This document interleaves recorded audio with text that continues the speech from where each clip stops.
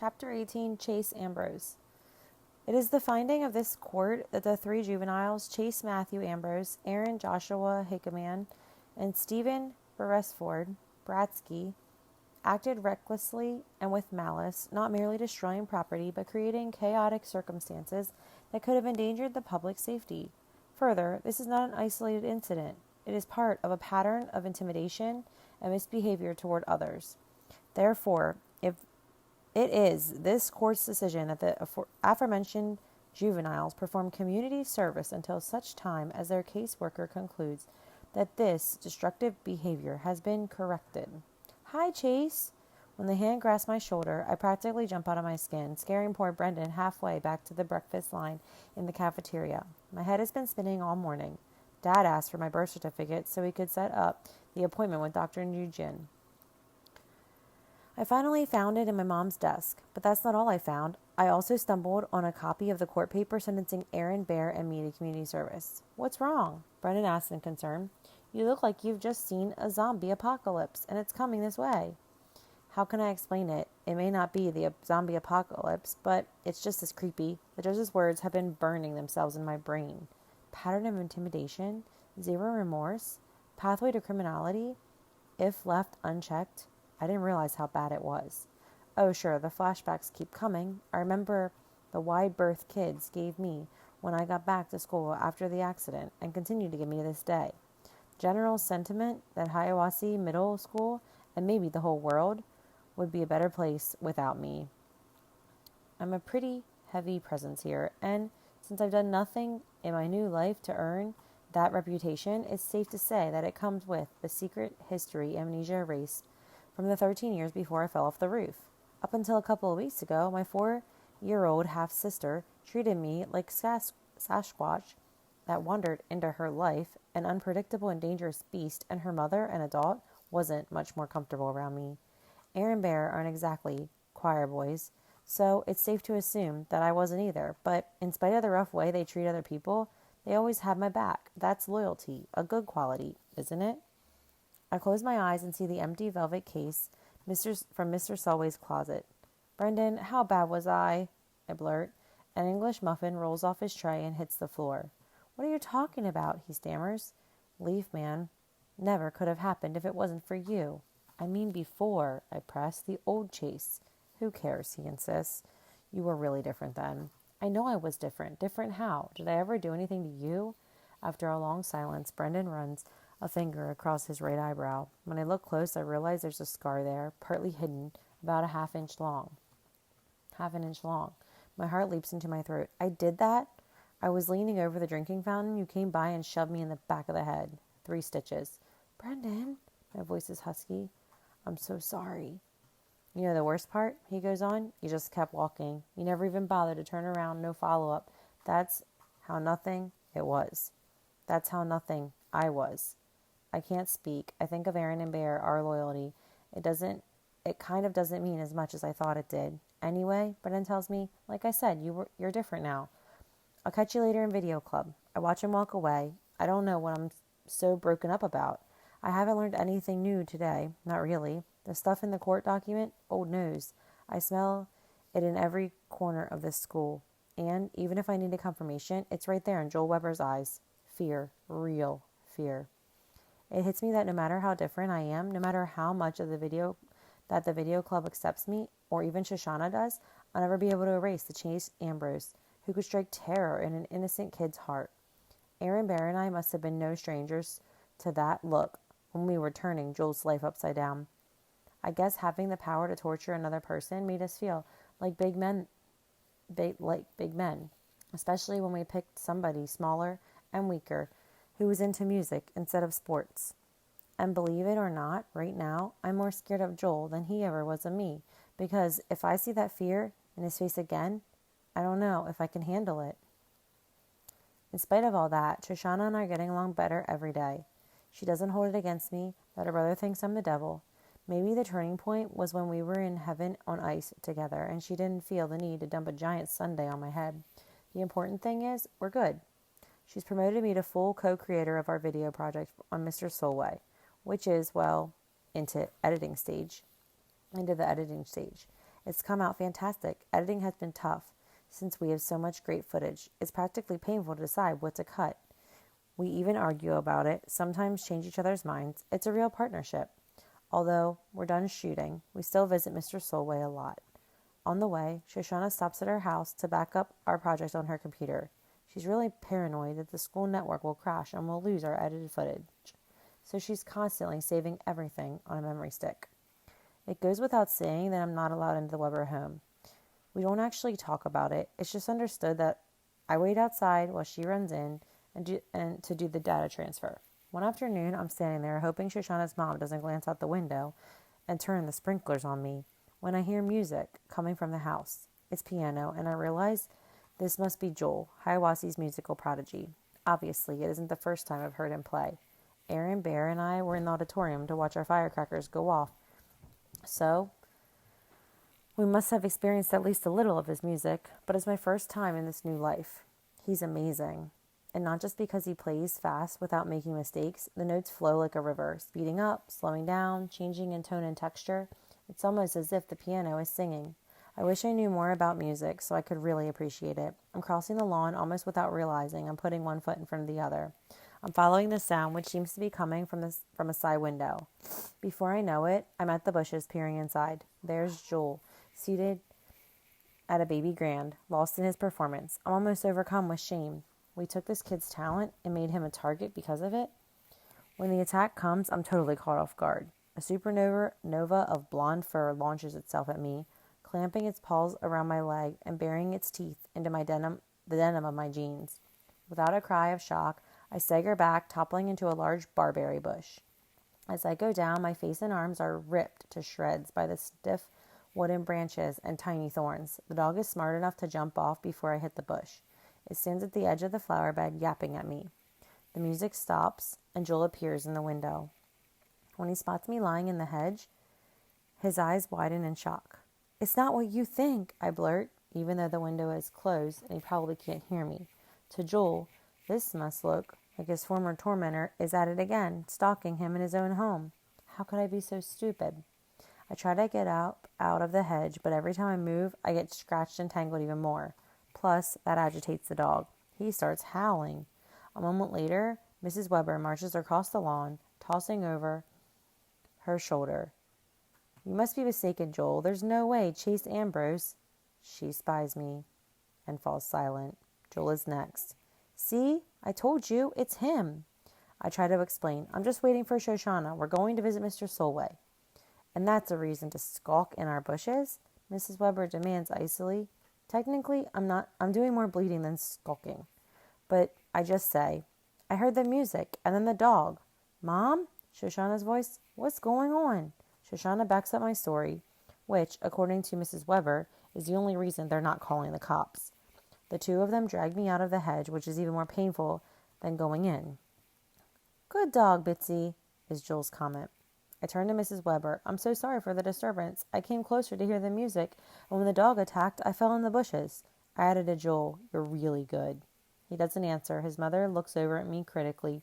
"You're bleeding." And then, "I guess we can't let you walk around like that." She drags me into the kitchen and washes all my cuts and scratches with antiseptic. The good news is Mitzi's bite didn't break the skin. The bad news is every thorn and branch did. It's the worst agony I can remember since I fell off the roof, and I can't shake the feeling that Mrs. Weber is loving supplying it. It's the first time I've ever seen Joel smile. Even Shoshana is grinning a little, although she tries to disguise it as sympathy. I don't know what's worse, the pain or the reason they're enjoying watching me suffer. The next time I'm outside the Weber house waiting for Shoshana to back up our work, I keep my distance. Joel's playing the piano again. I hear it, and I can actually see him at the keys through the side window. He glances up, spots me, and gets to his feet. I'm thinking, oh man, I'm in trouble now. He's going to sick that dog on me again, or worse, his mom. Then he does the last thing I ever expected. He reaches over, opens the window, and goes back to his practicing. If I didn't know better, I'd swear he wants me to listen. At school, lunch is turning into the most stressful part of my day. I've been alternating my cafeteria time. One day at the football table with Aaron Bear and the Hurricanes, and the next across the lunchroom with the video club. I take a lot of flack from the team, who can't understand me hanging out with Dork Nation. I realize the players joke around a lot, but it's starting to sound less and less like joking. Even when I'm with the video club, it's awkward because Joel's there. We're not friends, but we both run with the same crowd. Usually I sit at one end of the table and Joel sits at the opposite side. One day, though, he comes late and the only seat left is right next to me. At first, I think he's going to bolt for the far end of the cafeteria to make a statement that he'd rather eat in another zip code than sit beside me, and he does hesitate a little. Eventually, though, he gives in and sets his tray down next to mine. Everybody else is looking at us like there's about to be a major war, but nothing happens. Still, a couple of days later, the others make sure there's a spot for Joel nice and far from me. None of this escapes the watchful attention of Aaron and Bear. I get that you hang out with the video dweebs now, Aaron tells me, but him, Joel Weber, it's thanks to him that we got put on community service. Yeah, and we never did anything to him, I retort sarcastically. Okay, fine, says Bear, but how are we supposed to know he was going to go crying to Mommy? We booby-trapped his piano in an auditorium full of people, I bark. I think his mommy would have noticed without him ratting us out. All right, you made your point, Aaron soothes. It wasn't the nicest thing to do, and we're paying the price for it, aren't we? It's over, forget it. And why Joel, huh? I go on. I know you think all the kids at this school who don't play football are either dweebs, wimps, or losers, but how's he different from everybody else? Because he's small? Because he's talented? Bear explodes. Why don't you ask yourself? You're the one who picked him. You used to be a fun guy, or did you forget that too? We did what we did because it was fun, and the more Weber lost his mind, the funner it was, especially to you. Did it feel great when we heard he was going to that other school? No, but by the end we were headed for the Graybeard Motel, so who cared where they sent him? I can feel the color draining from my face. That might be the closest I'll ever get to understanding how my brain worked before the accident. I may not like it, but it's me. That afternoon, Shoshana and I finished the final edit on our entry for the contest. We titled it Warrior. Neither of us can wait for it to play for Mr. Solway, but we make the usual stop at the Weber home for Shoshana to back up our work. Like always, I wait on the lawn while Shoshana heads into the house. She pauses in the doorway and tosses a look over her shoulder. Aren't you coming? A million questions whirl through my head. Did I hear right? Is she kidding? Will her mom kill me? Her brother? Her dog? Yet somehow I know that if I ask any of them, I'll spoil it, and the opportunity will be lost forever. So I follow her into the house. Mrs. Weber sees me first. She stares at me for a second, and then goes back to the book she's reading. In the living room, Joel is at the piano, as usual. He glances up at me, and the music comes to a momentary halt. He takes a long, hard look, then goes back to his concerto. I'm not sure why, but I feel an odd surge of emotion and have to swallow hard a couple of times. Even Mitzi wags her tail. Chapter 19, Bear Bratsky. When the announcement comes that there's an assembly, we're all psyched. Why wouldn't we be? It's like a get-out-of-jail-free card for a whole morning of classes. What's the assembly about? Who knows? Who cares? In the auditorium, the big screen is set up. That means they'll be turning the lights out. The perfect chance to catch a nap for a guy who was playing video games until 3 last night. Aaron is way ahead of me. He drapes himself into his seat, his legs dangling over the back of the chair in front of him, his arms spread out wide. I fight my way in beside him, and we wrestle for position. Hey, exclaims the loser in the row ahead of us, the one with Aaron's size 14 construction boot hanging over his shoulder. But when he sees who he's talking to, he gets real quiet real fast. He and his friends wander off looking for some place else to sit. I flake out next to Aaron. Wake me up when it's over, he mumbles, already half asleep. You're the one who's going to be waking me, I retort, and we exchange a few rapid punches before settling in for the big snooze fest. Then comes the surprise. The whole purpose of this assembly is so we can congratulate Chase Ambrose and Shoshana Weber for the amazing video they made for some stupid contest or other. That's all I need to watch the principal and the teachers lining up to worship the kid who used to be just a guy like me until he fell on his head and suddenly became smart. It gets worse. We're not just going to worship the video. We're going to watch it all 40 minutes. Well, forget about sleeping now. I'm too ticked off. Even Aaron is sitting bolt upright, staring in outrage at Ambrose and the Weber chick on stage. The video starts. That's when my head really explodes. The thing is called Warrior, and it's about that geezer, Solway, the meanest old Dumbledore in the entire Greybeard Motel. No wonder the two of them spent so much time with the guy. Beside me, I can practically see the steam coming out of Aaron's ears. It's not enough for him to make us look like jerks by doing community service when he doesn't have to, he seethes. No, he has to make a documentary about the place so we can brag to the whole world. And with Shoshana Weber, from the same family that got us put on community service in the first place, and I thought that guy was my friend. But Solway, I demand, what's up with that? Yeah, he agrees, a whole museum full of ancient fossils, and they have to pick the nasty old crab who complains to the nurses if his cookie is off the center of his plate. That's not what I mean, and you know it, I hiss. Why him, huh? Not just any old Dumbledore, Solway? No way, that's a coincidence. Chase doesn't know anything about that, Aaron reminds me. He's got amnesia. If he's got amnesia, I put in darkly. Sounds a little convenient to me. Well, he's got amnesia enough to forget that he's our boy, Aaron says bitterly. I nod. He used to play football. Now he doesn't. He says he's coming back, but I think he's just stringing us along. He's partnered up with a Weber, and he's even getting buddy-buddy with Joel Weber. He's making it impossible to get along with him. He acts like he's changed, but he's really just cutting us out. On the screen, there's a close-up photo of a gleaming Medal of Honor. In the voiceover, Shoshana explains that this isn't the actual medal Mr. Solway won. Mr. Wonderful Solway isn't just a hero, he's modest, too.